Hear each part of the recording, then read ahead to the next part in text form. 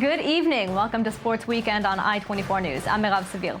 We've had an exciting week in the sports world. With 2 games left, Manchester City control their own fate, while Barcelona looks like they'll be finishing empty-handed. Dani Alves' racism-fighting banana stunt turns out to be a racism-fighting publicity stunt. And Floyd Mayweather remains unbeaten while the NBA playoffs make history while keeping us fans on the edge of our seats. Joining me for today's show is our I-24 News analysts Jonathan Regev and Dennis Weibel, and our Twitter extraordinaire Michal Divon. Hi guys. Hey, Hi. And we kick it off with Premier League action.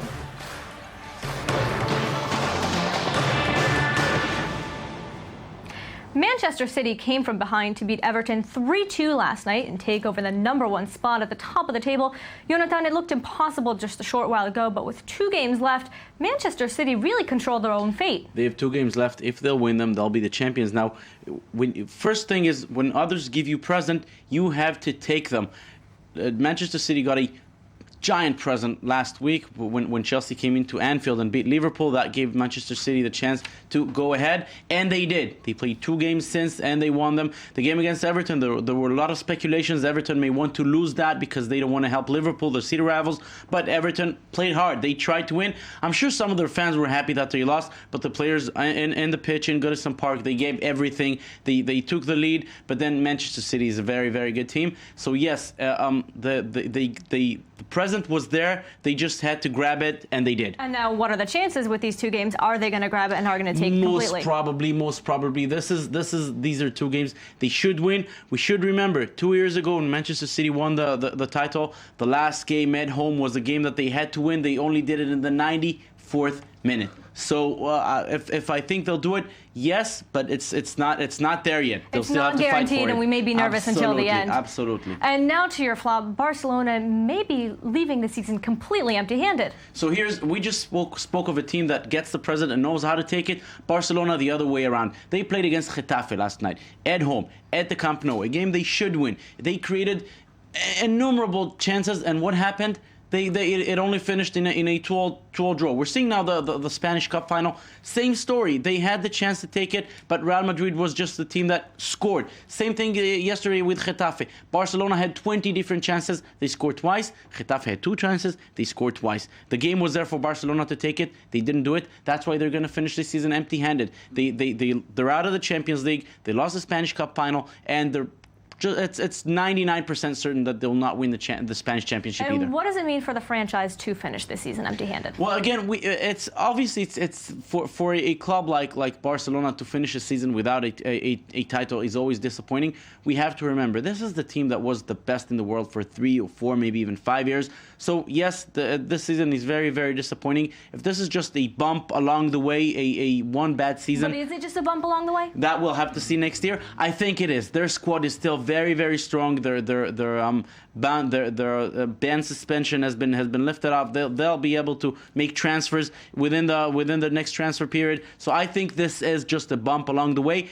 They're still going to be very, very strong next season. Yes, they'll have to do some adjustments. Leo Messi and Iniesta and Xavi and all those players, they're still a very, very good squad. So we may be disappointed now, but there's still something to look forward to next season. Michal, there are probably very happy fans and very sad fans on the web. Very happy you asked. So our first Twitter is Que sera, sera, whatever will be. And unlike what Jonathan said, saying that it's a really great game, there are all these conspiracy theorists coming and saying that, you know what, they wanted to lose. They didn't play as hard as they could have. So on one hand, you have Manchester City being a great team playing very well, and then the fans of Everton saying, you know what, we're kind of happy because we'd rather lose than have Liverpool win. I'm disappointed if a lot of Everton fans were very happy last night. Not the players, the fans said, okay, so we lost. Fine. Exactly. We played okay. But did they want to lose? Well, anyways, it is what it is. Our second tweet, Barcelona's Mark Darfra says, the team has to move on and plan for the future. Obviously, it's very hard going from the top, being the best team in the world for years, only a year ago winning, and suddenly, you know, it's your first season in 6 years that you're not winning any champion. And that's what we were just talking about. But how hard is it to really, take a step back and say, okay, this season was bad, but we're going to look forward to next season? Well, the reactions from players, at least on Twitter, have been, we're looking forward, we're going to learn from our mistakes, because what can they do? I mean, these past 2 months have been an embarrassment for the team, really. That is true. I'm not a Barcelona fan, but one thing I should say for them, if they compare themselves to Real Madrid, the biggest nemesis in Spain, Real Madrid won just one championship in 5 years. If they don't win it this season, 1 in 6 years, and still they're considered a very, very good team. Barcelona won 4 out of the last 5. So yes, this season is disappointing, obviously. They're still going through a very, very good time overall. It's a bit hard to see it now. They're calling it a season to forget. Of course. A season to forget. I'm saying this not as a fan. I'm not a Barcelona fan. Luckily for a lot of these players, they do have the World Cup to look forward to in just a month's time. Michal, thank you. Jonathan, thank you. Thanks, Mav. And now it's time for our sports news in brief. More drama in Brazil just over a month before the World Cup kicks off. A football fan was killed in clashes outside a stadium when he was hit with a toilet bowl. The death happened after a 1-1 draw. Violence erupted and fans ripped out toilets and threw them at fans below. According to police, quote, the toilet was thrown from the stands and hit him full on. Moving on to fencing news, French Alex Fava lost in the final of the Challenge Mondial to the Russian Pavel Sugo. But in spite of the defeat, the French club is delighted with the performance given by the native from Sainte Gracia. It's the best performance of his young career, and everyone looks forward to seeing him again next year. And hopping over to Taiwan, more than 5,000 runners raced all the way to the top of the country's tallest skyscraper in the Taipei 101 run-up race. They climbed over 2,000 stairs and 91 floors, which is 390 meters above the streets of the city. Australia's Mark Byrne and Italy's Valentina Bellotti won in the men and women's events, both reclaiming the titles they won last year.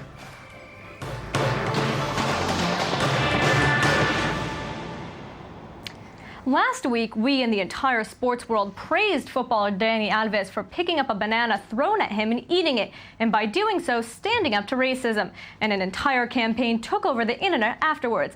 But then we found out that according to Spanish newspaper AS, it was a planned publicity stunt by Alves, Neymar, and marketing firms to kickstart an anti-racism campaign. That next time a fan throws a banana at one of them, they will use it to their advantage.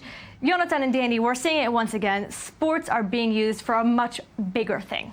Yes, first, it's quite sad that they knew for sure, a banana will be tossed at them in a stadium. They knew that, and it happened. It was just a matter of time. It happened, and that's why I think, you know what, since they know it, let's put this ugly incident to a good use, and it happened. So yes, it was created. They thought about it in advance, something that they thought about with a publicity company. Good. If this brought the attention to this matter, if this is going to make it stop somehow, then yes, it's a positive move.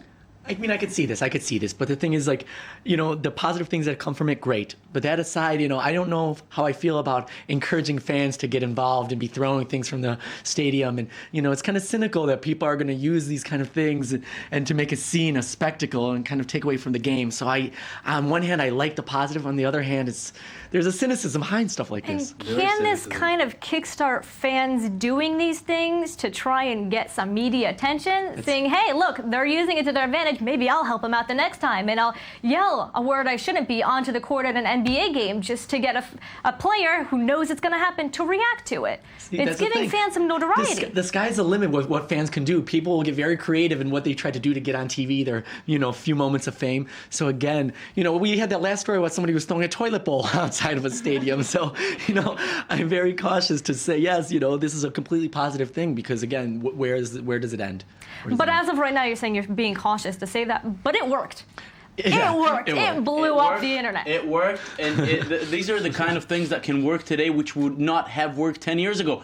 Everything is on the social network. Everything. TV is fine. Yes, TV was there to picture the moment, but that's it. Everything else happened on the web. That's where things are going. This would have not happened 10 years ago. It does happen now.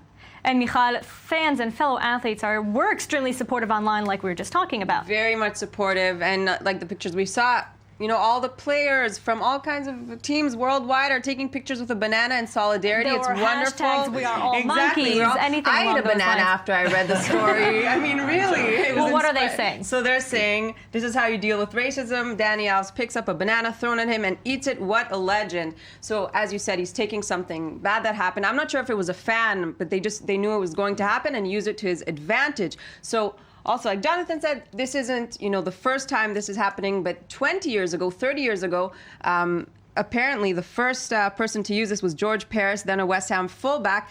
He had bananas thrown at him and ate it, but then there wasn't the social media to create such a generate stir as much hype. and such a worldwide buzz. But this had happened before. They had to typewrite it somewhere. They had to typewrite it. It was the next week's headlines. And what else do and we our have? next tweet, class by Dani Alves. Someone throws a banana at him. He eats it. Then he continues to take the corner. And he comments after the game saying, we have to use some humor. This is the way to do it. And he also thanked the person throwing. He said, I don't know who threw it, but, thank you for all that potassium because that what helped me make the 2 passes and, it brought to a goal. Well, I don't think that fan is too happy because, first of all, he was used for a publicity stunt. And second of all, he is banned from that stadium for life. Well, Exactly. Michal, thank you Thanks, very Mel. much. And now more news from the sports world.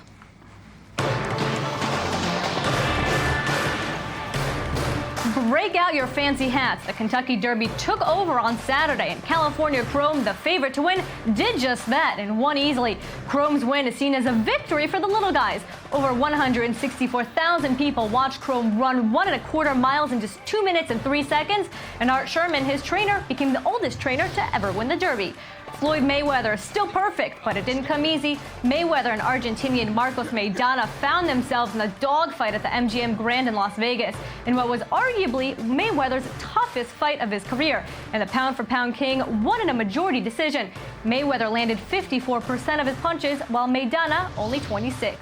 And women's beach volleyball, the semifinals at the Shanghai Grand Slam exhibited the big guns. In the first match, it was a Brazilian duo versus Germany, and the reigning Shanghai champion German team fought for another trip to the title match. In the second match, another Brazilian duo versus the Chinese pair, and this Brazilian team came short again, the Chinese making it to the finals for the first time.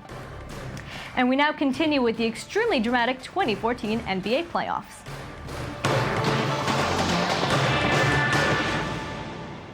These NBA playoffs have kept us on the edge of our seats, from tip-off from the first game all the way to early this morning our time, and it's been an emotional roller coaster with Donald Sterling and the Clippers, and even in Oklahoma City with Kevin Durant being questioned after poor performances.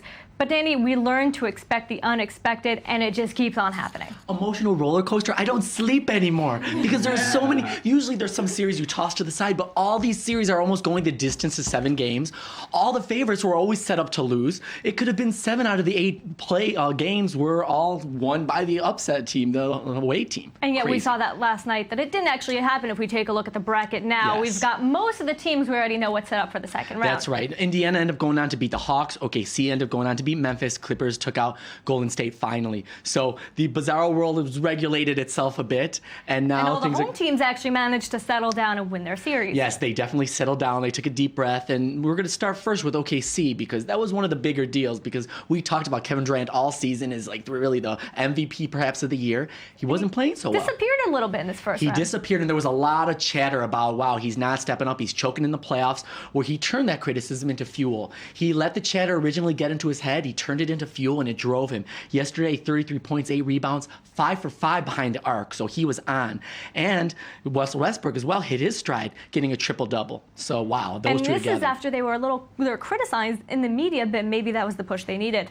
That's it. So some of these teams sometimes need to settle down. They have to get these bugs out. It's early on. But I didn't even know if they were going to get that chance because they were down. Another team that settled down are the Pacers. That's right. Paul George on the same token, 11 for 23 yesterday for 30 points. Finally put it together, really took the team on his shoulders. I guess with him, the bigger the stakes, the better he turns up, the more he plays. So again, then they end up proving themselves, taking that series, which was also a big question mark. It was very much in doubt because they were down in that series. And then the Clippers finally won that emotional series against the Warriors. And that was probably the biggest game of the night last night. It's also the most exciting one. I know I was up at 7 this morning, our time, watching those Yes. last final minutes, barely made it into work on time. That's right. But that was an incredible game. Yeah, the Clippers have become almost America's team with all the Sterling controversy, and there were heroics on both sides. I mean, the Golden State Warriors were playing incredibly, and then the Clippers in the end, they made a point of making sure that they capitalized on Golden State's turnovers, and they ended up winning that series. And looking forward, the drama has not ended. We have 2 more games to go tonight. 2 more Game 7s. It's an exhausting playoff series. 6 out of 8, if I've counted correct. That is correct. It's absolutely insane. So yeah, Brooklyn is going to play Toronto, and the most important thing is the number 1 seed in the West, San Antonio. It's actually 5 out of 8. I forgot that. Damian The Lillard. Wizards- Oh, yeah, Damian Lillard. Three-pointer, that confused you. The biggest, possibly the biggest shot of the first round. That's right. Well, the Houston-Portland series, it seems like it was 7 Meant to games be because it was 6 out so of 8. crazy. Yes, it was so crazy how that series went. So, but the San Antonio has to win tonight. They are the number 1 seed playing the 8th seed team. They have to win, and then they would go on to play a tough Portland team. Well, we'll all definitely be watching those games tonight. Danny, thank you very much. Thank you. And that's all for us for now. For the latest sports news, you can find us online, i24news.tv, our Facebook page, or our Twitter page. And please tweet at us at i24newssports. We'd love to hear from you on there. From all of us here on Sports Weekend, I'm Merav Savir. Thank you for watching, and don't forget to join us again next Sunday.